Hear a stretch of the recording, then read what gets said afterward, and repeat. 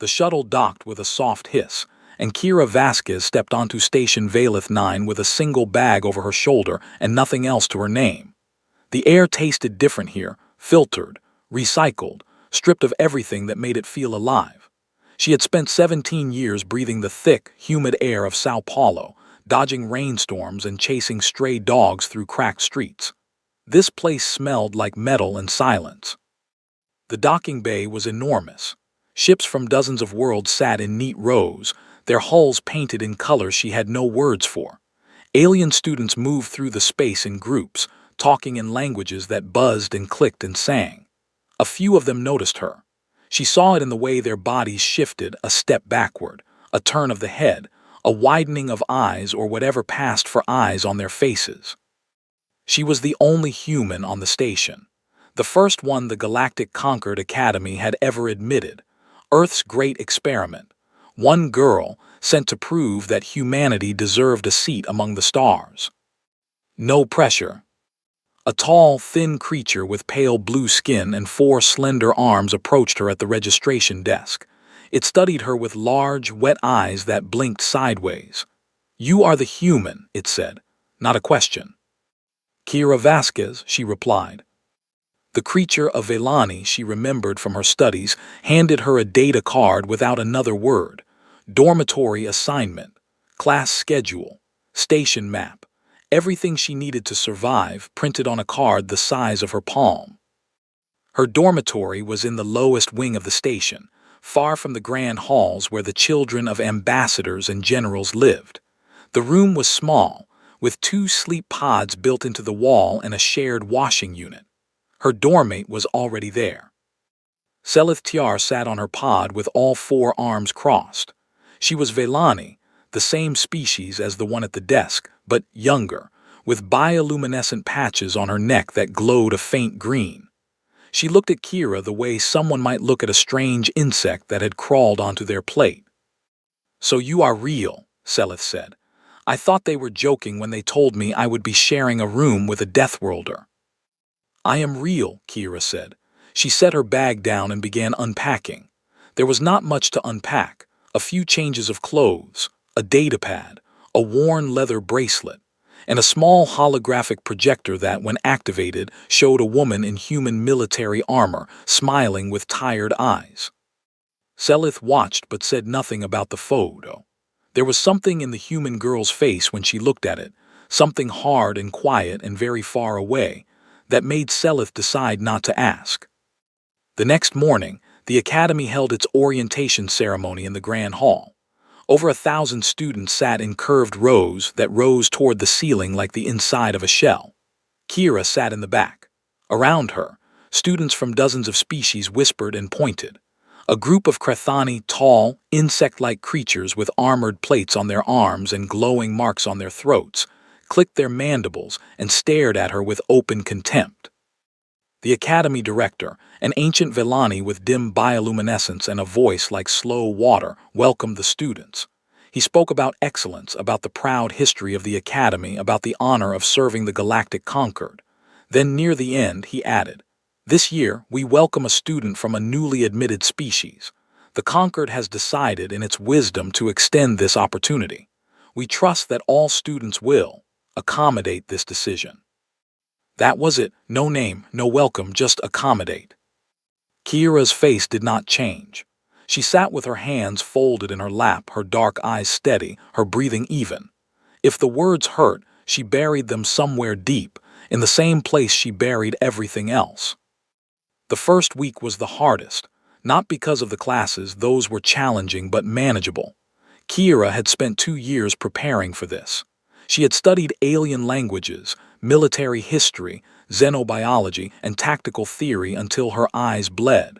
The hard part was everything else. Nobody sat next to her in the dining hall. When she walked through the corridors, students moved to the other side. A Krathani student bumped her shoulder deliberately and called her soft flesh in a voice loud enough for everyone to hear. His friends laughed, a sharp, clicking sound like stones being struck together. Kira walked on. She did not respond. She did not flinch.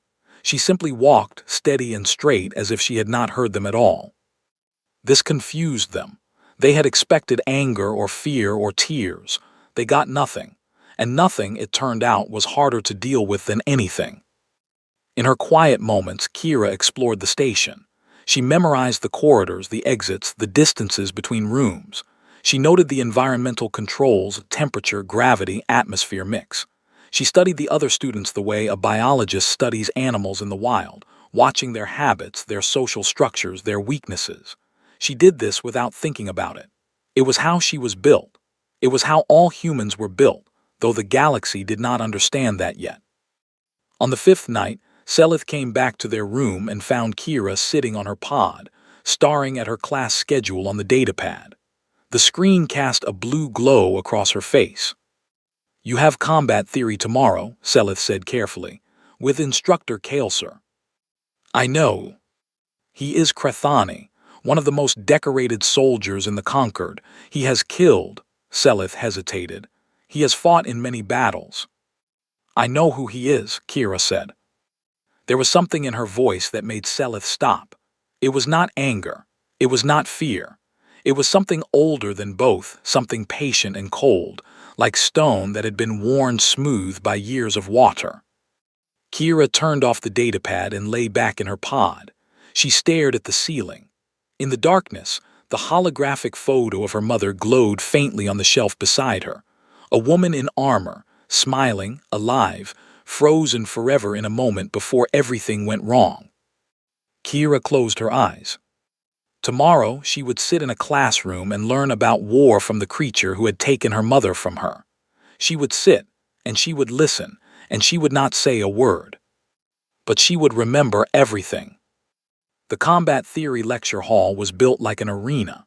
Rows of seats rose steeply around a central stage, and above the stage floated a massive holographic display that could project entire battlefields in sharp, glowing detail. 200 students filled the seats, Krethani, Velani, Gorath, and a dozen other species, all watching the stage with the eager attention of children waiting for a show. An instructor, Vreth Kaelser, gave them a show. He walked onto the stage like he owned it. He was enormous, over 7 feet tall, with a body covered in dark chitin plates that clicked softly when he moved. His arms were thick and armored, ending in four-fingered hands that could crush bone. His throat pulsed with bioluminescent markings that shifted color with his mood, currently a confident, steady gold. "Welcome," he said, his voice deep and resonant, filling the hall without effort, "to the only class that matters." The students laughed. Vreth smiled, or did something with his mandibles that passed for a smile. He began his lecture with what he called the species hierarchy of combat, a ranking of the galaxy's species by their military capability. He used historical battles as examples, projecting them in vivid holographic detail above the stage. Ships burning in the vacuum of space. Ground forces clashing on alien soil. Cities falling. He praised the Krethani naturally. "My people were born for war," he said, tapping his chest plate with a sound like a drum.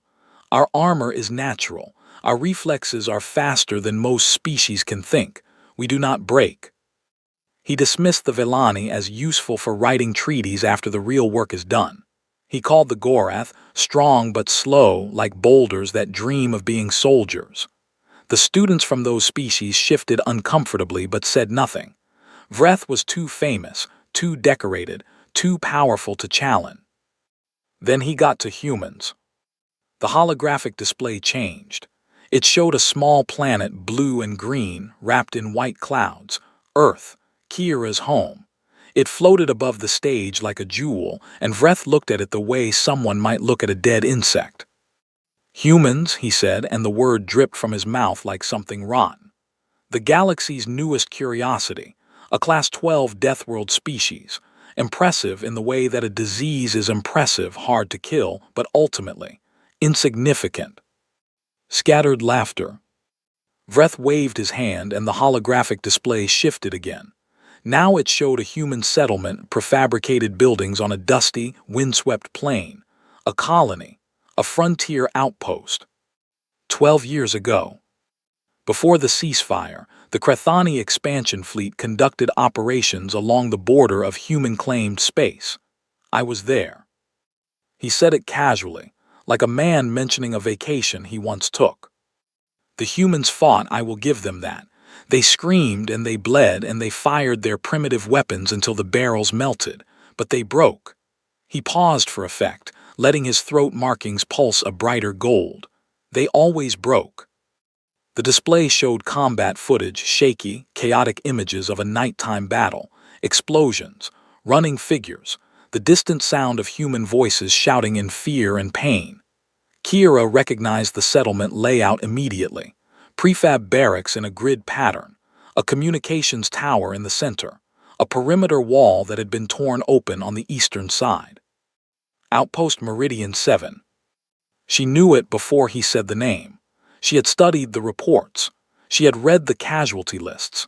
She had memorized every detail because that was where her mother had died, fighting in the dark against enemies she could barely see. I personally led the third assault wave, Vreth continued. He was enjoying himself. She could see it in the way his markings brightened, the way his mandibles twitched with satisfaction. The human soldiers were brave, I suppose, in the way that small animals are brave when cornered, but bravery is not enough when you are soft. He held up one armored hand, turning it slowly in the light. I carry their dents as decoration. The class laughed again, louder this time. Kira sat in the back row. She had not moved since the lecture began. Her hands rested flat on the desk in front of her, her fingers spread, her body perfectly still. Her face showed nothing, no anger, no pain, no fear. To anyone watching, she looked bored. Selith, sitting 2 rows ahead, glanced back. She saw Kira's hands. The knuckles were white. The tendons stood out like cables beneath the skin. Selith felt something cold move through her body, though she could not have explained why. Vreth noticed Kira. Of course he did. She was the only human in the room, and he had been building to this moment since he walked onto the stage. "Ah," he said, pointing at her with one long armored finger. "Our visiting specimen, stand-up human." Kira stood, slowly, smoothly, like water rising. "Tell me," Vreth said, his mandibles clicking with amusement, "does your species even teach combat?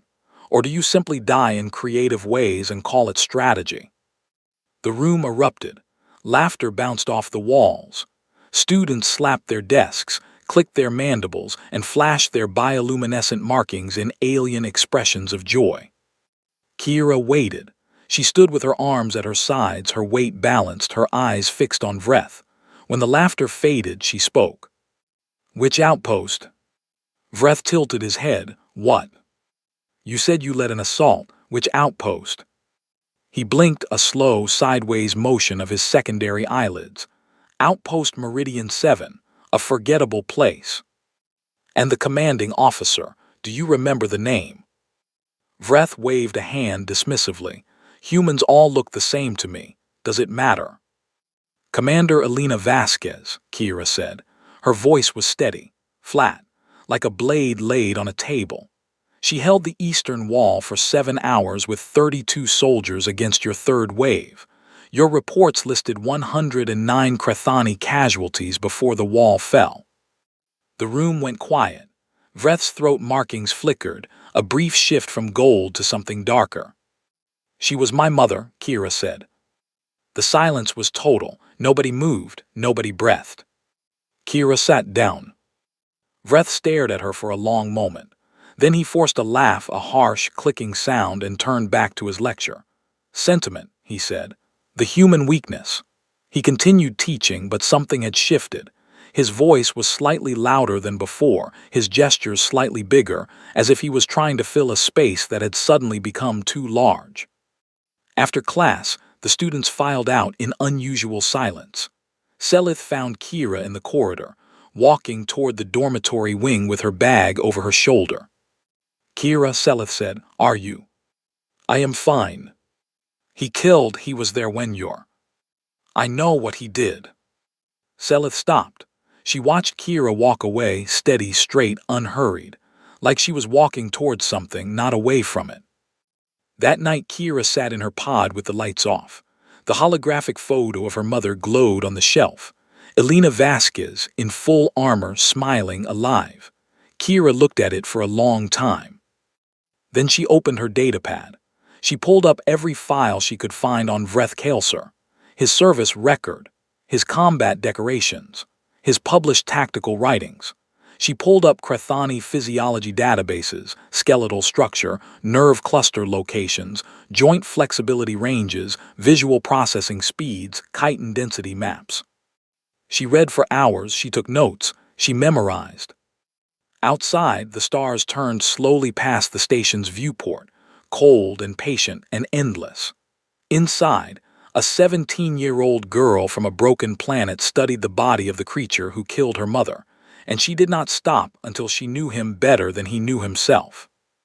In the weeks that followed, Kira Vasquez changed. Not in any way that most people could see.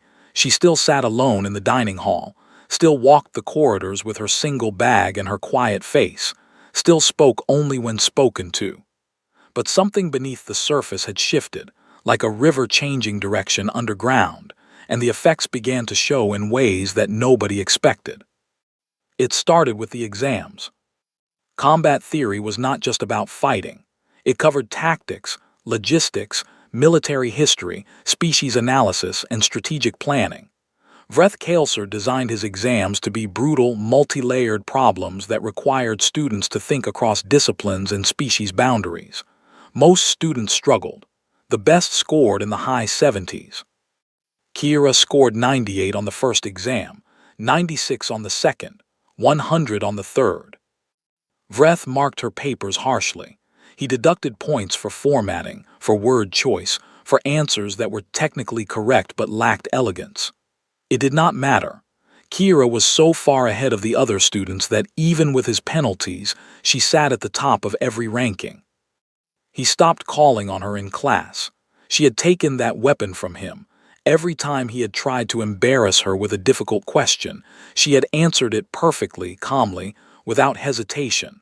The other students had begun to notice. They no longer laughed when Vreth mentioned humans. Then came the physical assessments. The academy tested students in a wide range of physical capabilities: speed, strength, endurance, reflexes, environmental adaptation. Each species had different strengths. The Krethani were fast and armored. The Goreth were impossibly strong. The Velani were agile and precise. Nobody knew what to expect from a human. The first surprise came during the endurance run. The course was a 5-kilometer track that looped through varying gravity zones and atmospheric conditions. Most species completed it in 15 to 20 minutes. The Krethani students finished in 12, their chitin-plated legs driving them forward with mechanical efficiency. Kira finished in 14 minutes, respectable but not exceptional.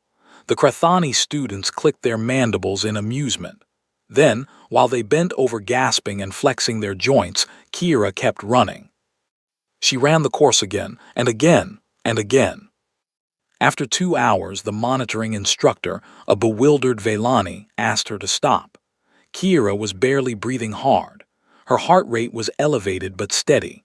She was sweating, a biological response that disgusted most alien species but served as an incredibly efficient cooling system. She could have kept going for hours. The Krethani students were not laughing anymore. In the strength tests, Kira matched the mid-tier Goreth students in grip strength, a feat that should have been impossible for a creature her size. A Goreth student named Dorvak Thenes, a massive figure with stone-gray skin and gentle eyes, watched her crush the testing device and quietly said, "Interesting." In the environmental hazard simulations, chambers that replicated toxic atmospheres, extreme temperatures, high radiation, and low oxygen, Kira adapted faster than students whose species had evolved specifically for those conditions. When a Velani instructor asked how she survived a simulation that dropped the oxygen level to 7%, Kira shrugged and said, "Humans climb mountains higher than that for fun." The instructor did not know what a mountain was. When she looked it up later, she was horrified. Word spread. In the library, in the corridors, in the quiet spaces between classes, Students began talking about the human, not with fear exactly, but with a new kind of attention. The jokes about soft flesh grew less frequent.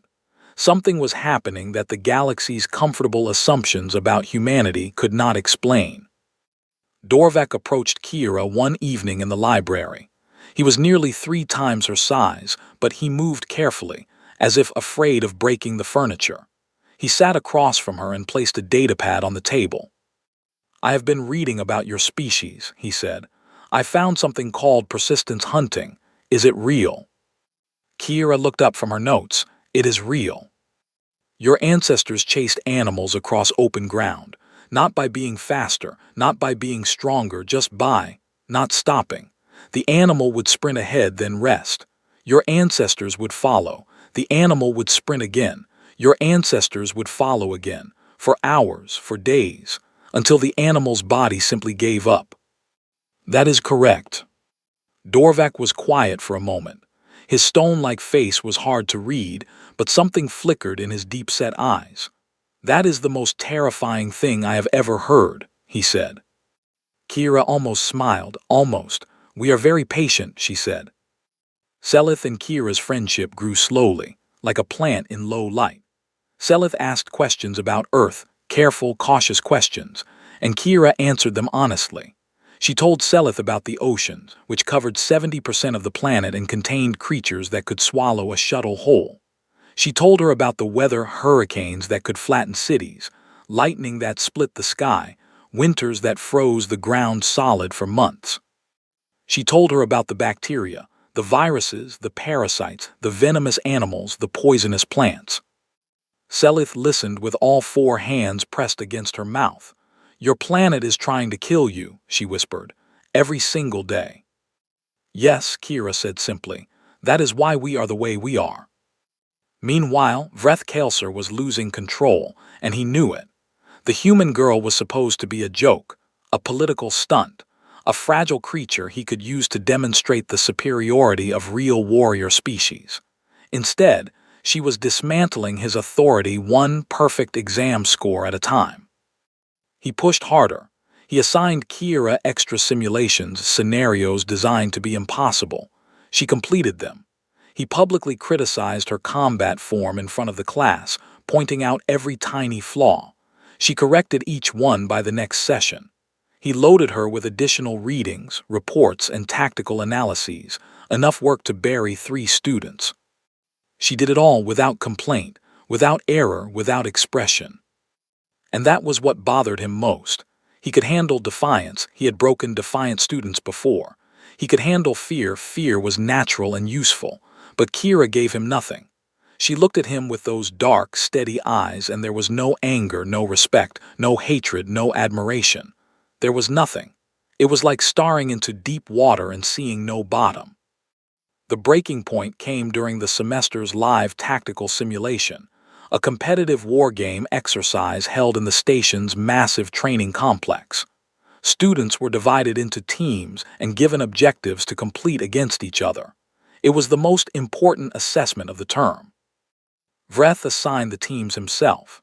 He gave Kira the weakest squad, 3 Velani students who had never scored above average and a single Gorath who was known more for his poetry than his fighting. He placed them in the worst starting position on the map, and he gave them an objective that was, by any reasonable calculation, impossible to achieve.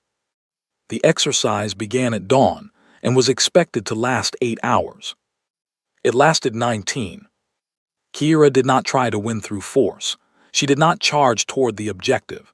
Instead, she kept her team moving, constantly, changing direction, setting false trails, avoiding engagement, circling back. She used every piece of terrain, every shadow, every environmental variable. Her team ate while walking. They rested in shifts of 15 minutes. They never stopped. The opposing teams, larger, stronger, better equipped, burned through their energy trying to find her. The Krathani-led team, favorites to win, pushed hard for the first 10 hours and then began to slow. By hour 14, they were exhausted. By hour 17, they were making mistakes. By hour 19, their captain, a proud Krathani who had never lost a simulation, surrendered. Kira's team had won by simply refusing to stop. The academy buzzed for days. Students who had ignored Kira now watched her with new eyes. Instructors discussed her performance in private meetings. Even the conquered officials who monitored the academy took notice. Vreth took notice too, but not in the way the others did. He cornered her in a corridor 3 days later, his massive body blocking the path, his throat markings pulsing an angry red. "You think you have proven something, human?" His voice was low, dangerous. "You have proven nothing. A simulation is not war. I have killed things stronger than you with my bare hands." Kira looked up at him. The top of her head barely reached his chest. She did not step back. She did not look away. She studied him the way she studied everything, carefully, completely, without hurry. "I know exactly what you have killed, instructor," she said quietly. Then she stepped around him and walked away. Vreth stood in the empty corridor. His throat markings flickered erratically, shifting through colors he could not control. Something cold had settled in his chest, a feeling he had not experienced in decades of warfare across 12 star systems. He did not recognize it at first, because he had never felt it before. It was doubt. Every semester, the Academy held a combat demonstration, a formal event where instructors showcased fighting techniques using volunteer students. Dignitaries came from across the Concord to watch. Military officials, ambassadors, and representatives from dozens of worlds filled the grand amphitheater in their finest ceremonial attire. It was equal parts education and entertainment, and it was the most watched event in the Academy's calendar. Vreth Kaelser had been the star of the demonstration for 9 consecutive years. He would select a student, spar with them in controlled conditions, and use the match to illustrate combat principles. The students were never expected to win. The point was to watch the master at work. Vreth was careful, precise, and devastating. He made it look effortless. The crowd loved him. This year he announced something different. He would demonstrate cross-species combat superiority, a live sparring match against any student willing to volunteer. No restrictions on species. Full contact within safety parameters. He framed it as an educational opportunity. Everyone knew who he was targeting. The night before the demonstration, Selith sat on her pod and watched Kira prepare. The human girl was stretching, slow, deliberate movements that bent her body in ways Selith found slightly alarming. Humans were disturbingly flexible. "You cannot do this," Selith said. "He will hurt you. The demonstration rules protect the instructor. He can use full force, and the medical team will only intervene if your life is at risk. That gives him a wide range of damage to work with." "I know the rules," Kira said, touching her toes. "He weighs 200 kilograms more than you. His chitin can stop blade strikes. His reaction time is nearly twice yours. He has fought and killed across 12 systems. You are a student." "I know all of that too." Selith made a sound of frustration, a high, whistling note from her throat. "Then why?" Kira stopped stretching. She sat on the floor and looked at Selith with those dark, still eyes. "I know his species' binocular vision has a processing delay of 0.3 seconds when tracking lateral movement below chest height," she said. "I know that Crethani joints lose 40% of their flexibility when the ambient temperature drops below 18 degrees. The amphitheater's climate system runs at 16. I know the nerve cluster density beneath his 3rd and 7th thoracic plates, and I know that targeted pressure on those points causes involuntary muscle spasms. I know his fighting style from 23 recorded matches. He favors a right-side lunge on his opening move. He drops his left guard after the second strike, and he has never fought an opponent shorter than his shoulder line." She paused. "I have been ready for 6 weeks." Selith stared at her. Across the room, Dorvac, who had come to wish Kira luck, stood frozen in the doorway, his stone-gray face unreadable. "Persistence predator," he whispered. The amphitheater was full. Over 3,000 spectators filled the rising rows of seats. Students, faculty, dignitaries, military officials, conquered representatives. Holographic cameras floated above the arena floor, broadcasting to screens across the station and beyond. This was the most anticipated demonstration in years, and everyone knew why. Vreth entered first. He wore ceremonial combat gear, polished chitin plates over his natural armor gleaming in the arena lights. He walked slowly, savoring the attention, his throat markings pooling a deep, confident gold. The crowd applauded. He raised one armored hand in acknowledgement. Then he stood at the center of the arena and called for a volunteer. Silence. The crowd waited. Students looked at each other, looked at the floor, looked anywhere but at the arena. Then Kira stood. She walked down the steps from the upper rows, wearing nothing but the Academy's standard training uniform, thin fabric, no armor, no protection. She was small against the backdrop of the enormous arena. Her footsteps made no sound. A murmur ran through the crowd. Some students leaned forward. A conquered official turned to his colleague and said, "This will be quick." Kira stepped onto the arena floor. She stood 15 meters from Vreth. She looked up at him. He looked down at her. The size difference was almost comical. He was a wall of chitin and muscle, and she was a girl who weighed 60 kilograms on a good day. Vreth's mandibles clicked in amusement. "Brave," he said, loud enough for the crowd to hear. "Foolish but brave." The match referee, a neutral Vellani official, raised his hand. "Begin." Vreth lunged. It was his signature opening, a right-side charge closing distance in 2 massive strides, leading with his armored shoulder. It was designed to overwhelm, to crush, to end the fight before it began. He had used it 100 times against 100 opponents, and it had never failed. Kira was not there. She moved left low, fast, below his chest line, below the angle where his binocular vision could track smoothly. Vreth's shoulder hit empty air. His momentum carried him forward. He turned, recalibrated, struck again. She was already somewhere else. The crowd went quiet. Kira did not fight the way Vreth expected. She did not stand her ground. She did not try to match his power or speed. She moved, constantly. Low lateral shifts, sudden direction changes, circling behind him, appearing on his weak side. Every movement was precise. Every step was calculated. She stayed just outside his reach, just inside his frustration. Vreth swung, missed, swung again, missed. His mandibles clicked with growing agitation. His throat markings shifted from gold to orange. 3 minutes passed. 5, 7. The crowd watched in stunned silence as the galaxy's most decorated combat instructor failed to land a single blow on a 17-year-old girl. Kira was not attacking. Not yet. She was watching, reading, waiting. Every missed strike told her something. Every shift of his weight, every twitch of his mandibles, every flicker of his throat markings added data to the map she had built in her mind over 6 weeks of study.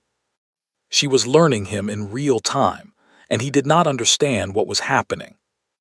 At the 10-minute mark, Vreth began to slow. The amphitheater's climate system held the temperature at 16 degrees, 2 degrees below the threshold she had identified. His joints were stiffening. His movements, once fluid and explosive, became heavier. His breathing grew louder, a rasping click from deep within his thorax. He was designed for short, brutal engagements. Overwhelming force, applied quickly. That was the Crethani way. They were not built for this, for a fight that would not end, against an opponent who would not stop moving, who would not stand still, who simply refused to be where she was supposed to be. Persistence hunting, applied to single combat. At the 12-minute mark, Kira struck. It was not a dramatic blow. It was not a powerful hit. It was a precise, open-palmed strike to the gap between Vreth's 3rd and 4th thoracic plates, exactly where she knew the nerve cluster sat, exactly where the chitin was thinnest. Vreth flinched. A small, involuntary spasm ran through his left side. She struck again, different spot, same precision, the nerve cluster beneath his 7th plate. His left leg buckled for a fraction of a second. The crowd gasped. Vreth roared. The The sound shook the arena, a deep, thunderous vibration that made the air tremble. He swung wildly, abandoning technique, abandoning strategy, driven by something primal and desperate. He was no longer fighting a demonstration match. He was fighting for his pride, his reputation, his identity as a killer, as a conqueror, as the thing that other species feared. Kira sidestepped the charge. She hooked her foot behind his leading ankle, a simple, ancient technique that human children learned in schoolyard fights, and Vreth's own momentum did the rest. He crashed to the arena floor. The impact shook the amphitheater. Dust rose in a cloud around his body. Before he could rise, Kira was on him. One hand pressed into the nerve junction beneath his jaw, the Crethani paralysis point that she had studied in diagrams, in medical texts, in anatomical databases, night after night in her small dormitory pod.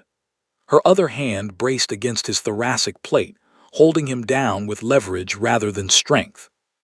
Vreth could not move.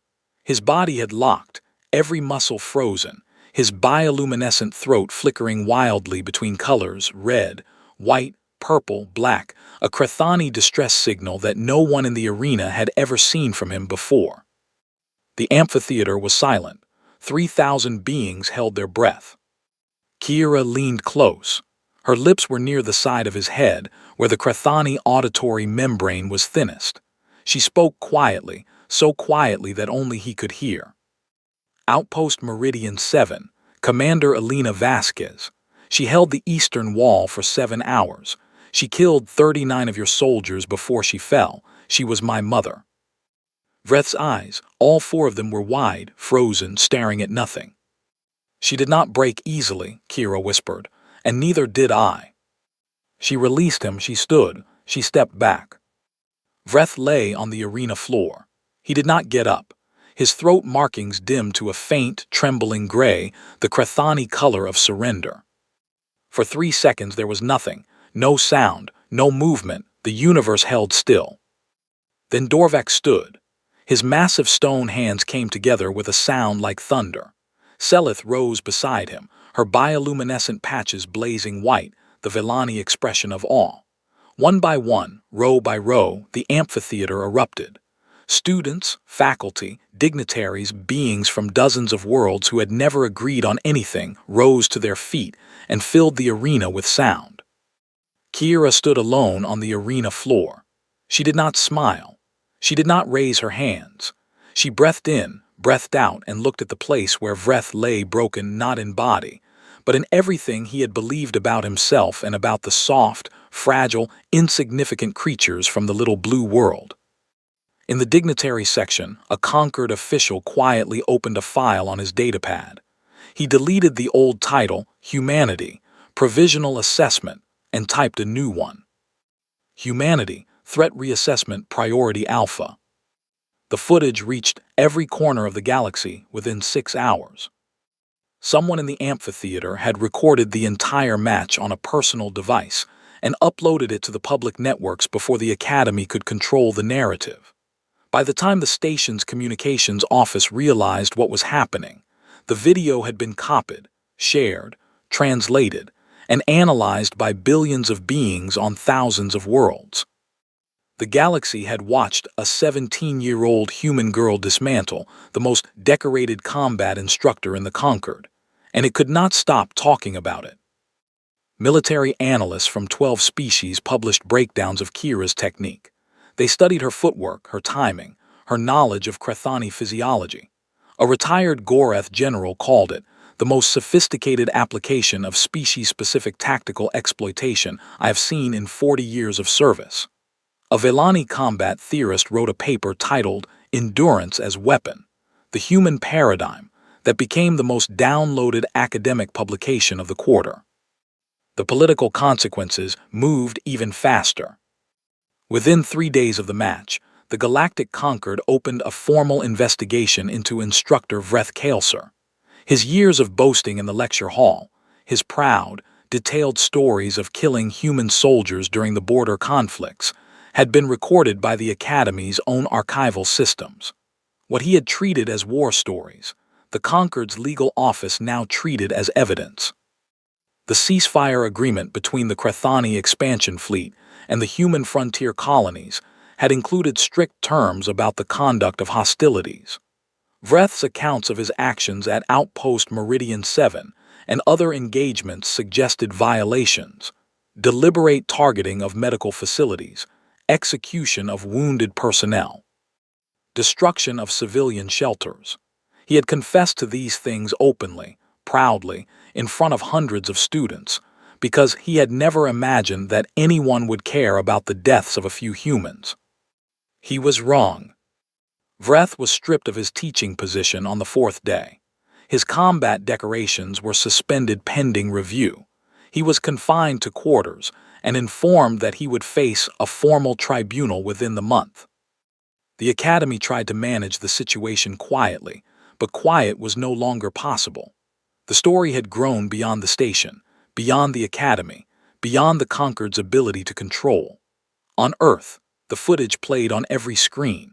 In the frontier colonies, human settlers who had lived under the shadow of Crethani aggression for over a decade watched a girl from Sao Paulo stand over the fallen body of their enemy, and they felt something they had not felt in a very long time.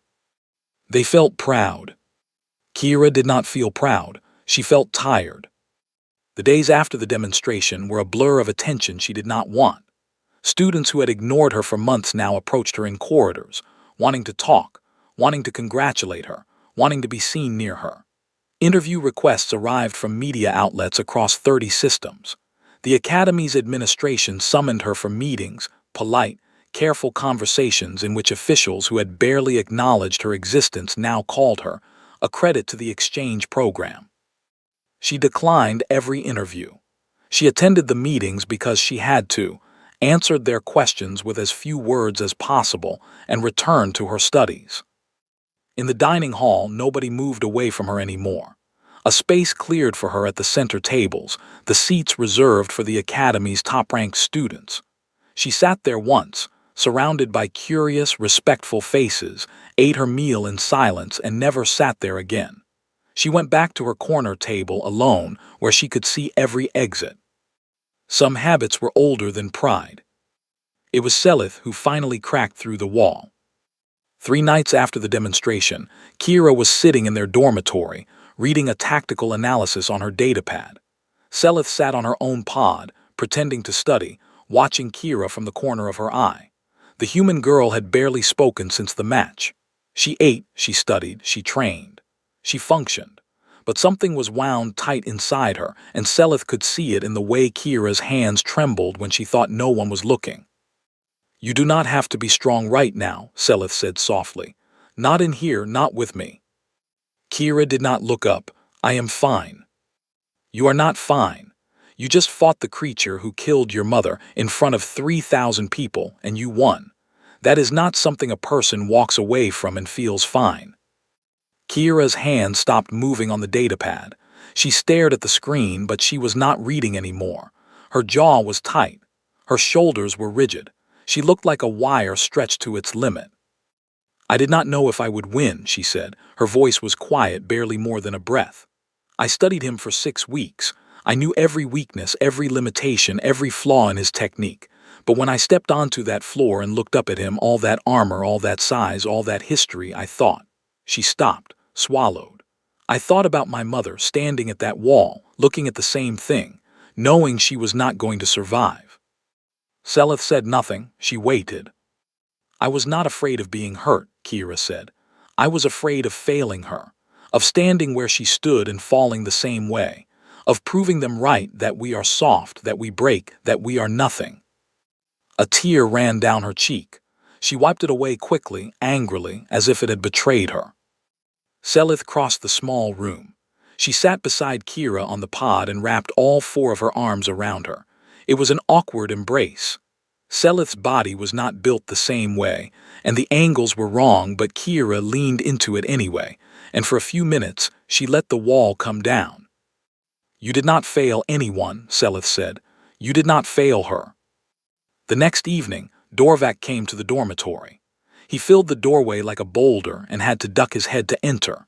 He carried something in his massive hands, A small, smooth stone, dark gray, with a single word carved into its surface in careful, angular script. "This is a memory stone," he said. "My people give them to those we consider family. I carved the word myself. It is in your language." He held it out to Kira. She took it. The stone was warm from his hands, heavy and smooth. The word carved into it was simple: endure. Kira looked at it for a long time. Then she looked at Dorvac, and for the first time since she had arrived on Station Valith 9, she smiled. It was small and tired and real. "Thank you," she said. It was the most emotion anyone had ever heard in her voice. The political changes came faster than anyone expected. Earth's provisional seat on the Galactic Concord was upgraded to full membership within 2 weeks. The single-student limit at the Academy was lifted by unanimous vote. The Concord's diplomatic office issued a formal statement recognizing humanity as a species of significant strategic and cultural value. Bureaucratic language that meant, in plain terms, we were wrong about them. On the first day of the next semester, 14 human students arrived at Station Valith 9.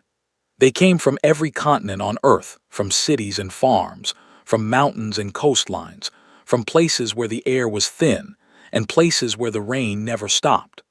They walked through the docking bay with their heads up and their eyes open, and not a single student moved to block their path. Kira met them at the registration desk. She did not give a speech. She did not offer advice. She handed each of them a data card, dormitory assignment, class schedule, station map, and said simply, "Welcome. You are going to do well here." One of the new students, a boy from Lagos with bright eyes and nervous hands, looked at her and said, "Are you Kira Vasquez, the one from the video?" "I am Kira," she said. "The rest does not matter." On the far side of the station, in a small holding room near the transport docks, Vreth Kaelser sat alone. His ceremonial gear was gone. His combat decorations were gone. His rank insignia had been removed, leaving bare patches on his chiton where the metal pins had once sat. He stared out the viewport at the stars, waiting for the ship that would carry him to his tribunal. A young Krethani officer entered to deliver transport documents. He hesitated at the door, studying the fallen instructor with a mix of awe and unease. "Sir," the young officer said, "may I ask you something?" Vreth did not look away from the viewport. "Ask." "What was it like, fighting the human?" Vreth was silent for a long time. The stars moved slowly past the glass, cold, distant, indifferent to the small dramas of small creatures. "I have fought across 12 systems," he said finally. "I have killed soldiers from 9 species. I have been wounded, outnumbered, and outgunned. I have faced death more times than I can count." He paused. His throat markings, once golden and proud, flickered a dull, exhausted gray. "But I have never been hunted before." The young officer frowned. "Hunted?" "She did not fight me," Vreth said. "That is what I did not understand. I thought she was fighting. I thought she was reacting, defending, surviving, but she was not doing any of those things." He turned from the viewport and looked at the young officer with eyes that had seen something they could not forget. "She was hunting me. From the first day she walked into my classroom, she was hunting me, and I did not know it until I was already on the ground." He turned back to the stars. "Do not underestimate humans," he said quietly. "They are not what we thought they were. They are not what anyone thought they were." That night Kira sat in her dormitory pod. The room was quiet. Selith was asleep, her bioluminescent patches dimmed to a soft, rhythmic pulse. The memory stone from Dorvac sat on the shelf beside the holographic photo of Elena Vasquez. Kira's datapad glowed softly in her lap. On the screen was the Academy's student roster for the new semester. 14 new names under the species designation, Human, Earth. She looked at the names. Then she looked at her mother's photo, the tired smile, the worn armor, the eyes that had seen too much and still believed in something worth protecting. "We are here, Mom," Kira whispered, "and we are not going anywhere." She turned off the datapad. She lay back in her pod and closed her eyes. Outside the viewport, Station Valith 9 turned slowly against the endless black, and beyond it, far away but growing closer with every passing day, a small blue planet spun in the light of its star, scarred, wild, dangerous, and alive. A Deathworld, a cradle of hunters, home. And the galaxy was finally beginning to understand what that meant.